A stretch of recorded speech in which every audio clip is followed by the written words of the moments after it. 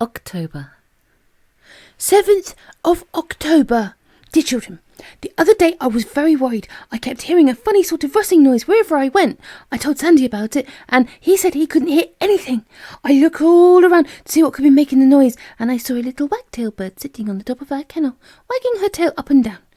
"Your tail wants oiling," I said. "I can hear it making a funny noise." The wagtail said, "Tizzick, tizzick," and flew away in a temper. Well, couldn't have been her tail after all, because I could still hear the noise after she had gone. So I looked around again and saw Binkle coming up to have a taste of our biscuits, and I thought he must be making the funny noise, and I said, "Binkle, your legs want oiling." "And your one boiling," Binkle said rudely. He can be very cheeky, and the worst of it is I can never think of anything cheeky to say back to him before he runs off. Well, it wasn't Binkle's legs, because I could still hear that noise when he was gone. Then I looked at Sandy, and his tail was wagging, so I thought the noise must have come from that.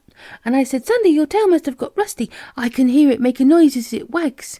Then Sandy got up and looked at me closely, and he said, "Bubs, you have a dead leaf stuck in your collar.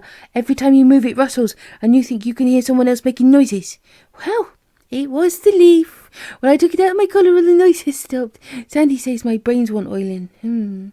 A tight collar from Bubs. 14th of October. Dear children, do you like onions? I don't. They smell so funny. The gardener has been digging them up all out of the garden, and he told Gillian she should have some in her soup. I saw him taking a basketful to the kitchen and giving them to the cook. This morning I saw the gardener with his barrow full of something, so I went to see what was in it. There were heaps of onions there, but they didn't smell so horrid as the onions usually do. When the gardener went to his dinner, I thought I would really be a helpful dog for once and take some of the onions to the kitchen for cook. Then perhaps she would give me a bone or a biscuit. So I took a mouthful of the onions and trotted off to the kitchen. Cook wasn't there, so I put them on the mat. Then afterwards I went to go and fetch another mouthful of onions, and another, and I really did work very hard. Then, Tails and Whiskers, I heard Cook calling out of her window to the gardener, "What have you brought all these daffodil bulbs on my kitchen floor for? I don't want them." And the gardener said, "So that's where the daffodils have gone. Wait till I see those dogs." They won't see me. I'm under a haystack, fast asleep. A few daffodils from Bob's. 20th of October. Dear children, I wonder Mistress lets me write to you today, really I do, because Sandy and I are in such disgrace. But it really wasn't our fault. It was a mistake. You see, we heard Mistress say to Gillian, "Dilly, let's go and find some old man's beard today. I like some for my big blue jar." So off they went, and Sandy and I thought we would go and find some too. Then Mistress would be very, very pleased. Well, no sooner had we got out the front gate than we saw what we wanted, a nice old gentleman walking along with a long great beard. "There's old man's beard, Sandy," I woofed. "Come on, we'll get some of it when we've got a chance."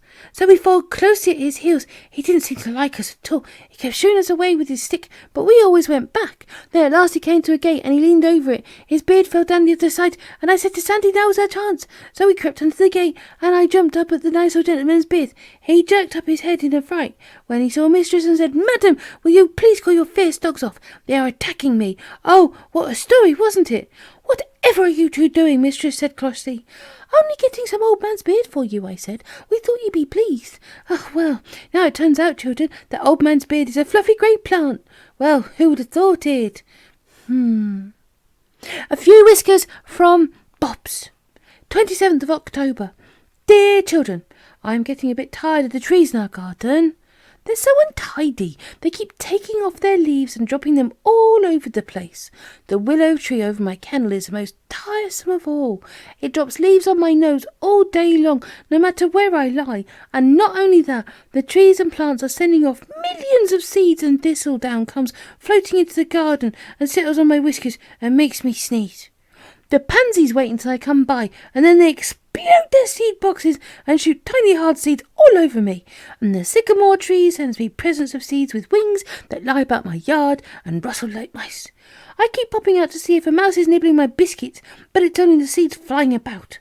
The starlings come into the elderberry tree nearby and feast on the purple berries there, dropping purple juice all over my nice green kennel. Really, they have dreadful manners, those birds. When I complained about it to Mistress, she laughed and said, "My dear Bobs, the plants have to find some way of sending off their seeds." Be careful they don't make you help them. Oh, I'm not helping any plants anyway it seeds. Oh, no, no, no, no, no. I scrape off all those nasty little bird things that stick to my legs in the field and bury them deep in the ground. That will get rid of those. Don't you think that's clever of me, children? Hips and hee-haws from Bubs. P.S. Mistress says it's not clever at all.